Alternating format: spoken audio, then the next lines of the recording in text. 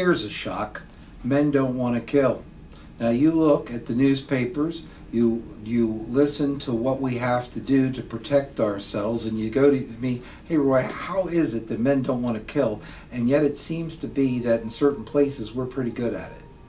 You know, one of the problems they had in at Gettysburg and in the Civil War is they figured out how many guys should have died. Lots have died, but how many should have died with the accuracy of those guns for how close they were to one another, and they figured out a lot more men should have died than actually did. In fact, they actually believe that 10 to 20% of the men kill 90% of the other guys on the other side.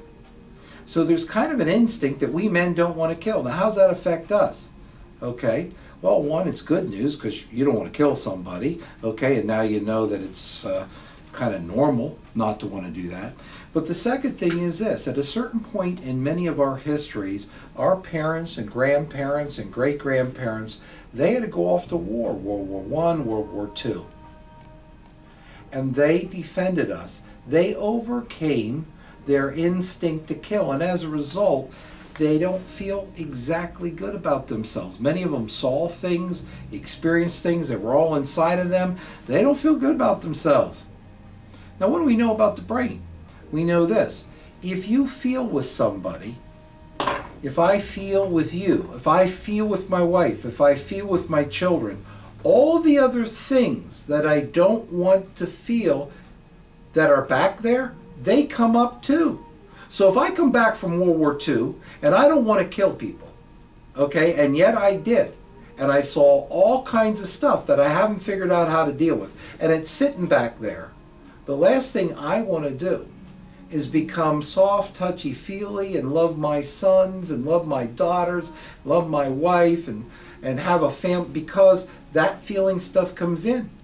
And in order to keep that away, our fathers and our great-grandfathers had to pull back their sense of emotional presence with us. So some of the scars you and I feel all the way go back to, I don't want to kill, and yet I did. We know today in the military, at some point right before the Korean War, they changed the targets. They did all kinds of badges and reinforcement. Why? In order to get the guys to kill that had the instinct not to kill. Now, the problem in today's society is we send guys over there now, and thank goodness they're over there helping. And they're protecting us, and they're killing for us. The problem is they've overcome their instinct to kill, and now that they come back, nobody's there to help them. Nobody's there to help them deal with, oh my, I overcame my instinct, but my instinct is still there. Now what do I deal with it?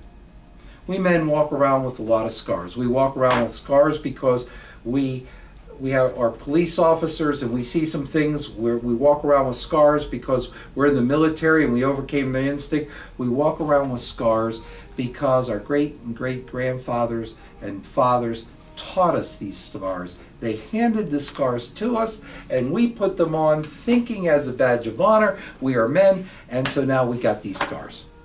You and I have to change that. Because unless we work through our scars, we can't be present for our children. We can't be present for our wives. We can't be present in society in a way that makes a difference.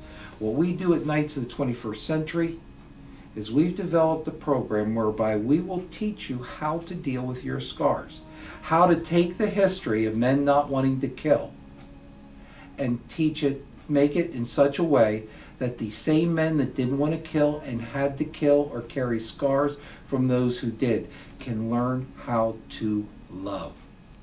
We want to teach men that it's okay to love. Till next time, see you later.